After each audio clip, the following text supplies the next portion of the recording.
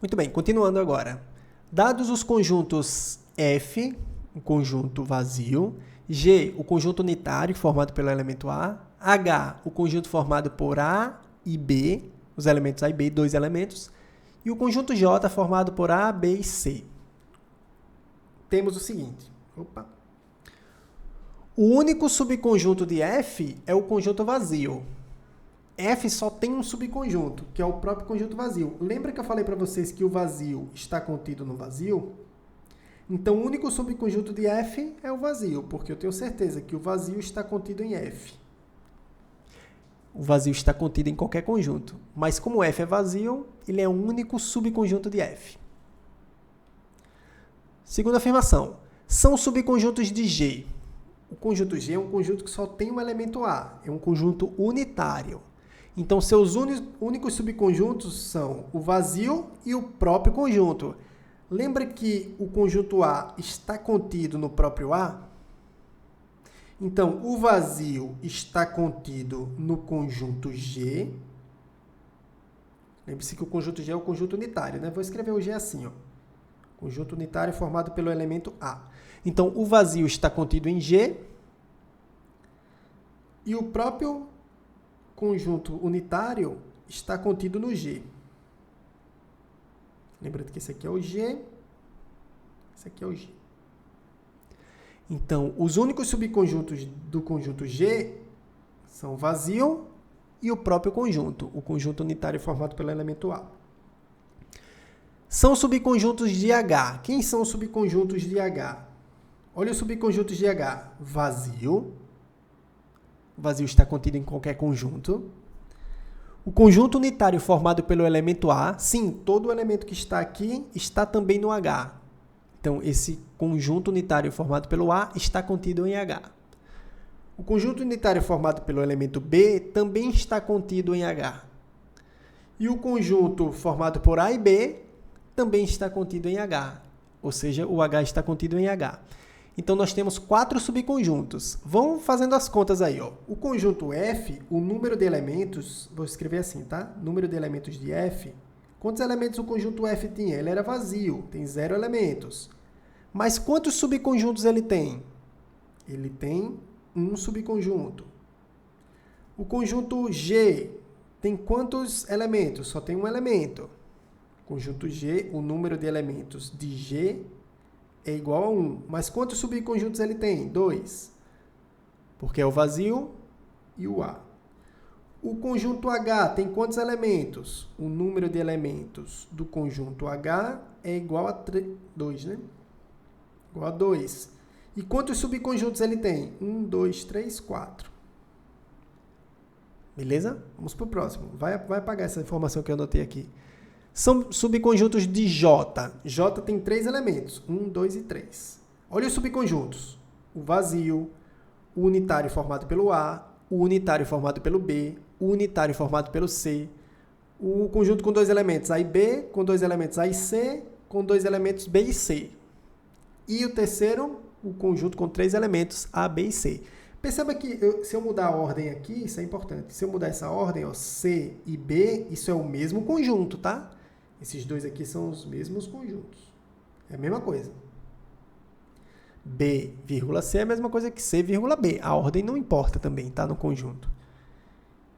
Então, resumindo, o conjunto F tem 0 elementos e tem um subconjunto.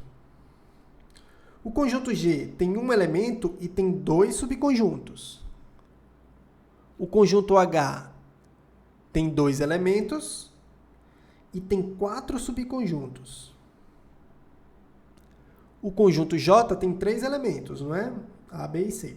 E tem 1, 2, 3, 4, 5, 6, 7, 8 subconjuntos. Você conseguiu ver alguma relação entre essas numerações? O 0 e o 1, o 1 e o 2 e o 4, o 3 e o 8. Se eu perguntar a vocês, um conjunto com 4 elementos vai ter quantos subconjuntos? Interrogação. Vou botar interrogação.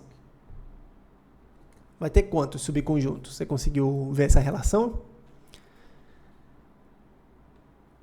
E aí o livro pede para você pensar nisso. Se um conjunto X tiver N elementos, quantos são os seus subconjuntos?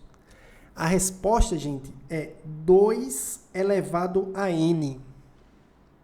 Então, por exemplo, o conjunto com 3 elementos, eu pego 2 elevado a 3. 2 elevado a 3 dá 8. Então, ele tem 8 subconjuntos.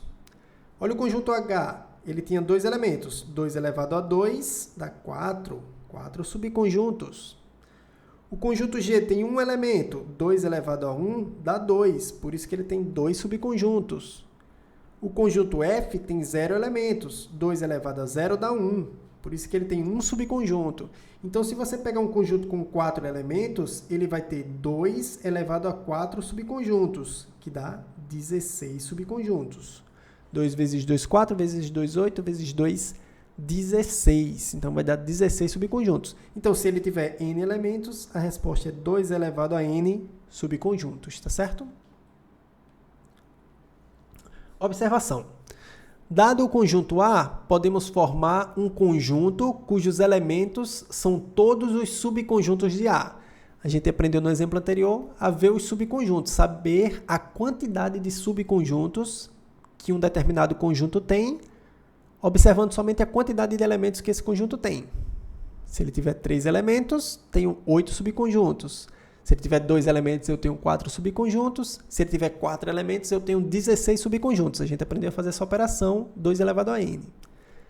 Esse conjunto, formado por todos os subconjuntos, é chamado de conjunto das partes de A e eu vou indicá-lo por P de A.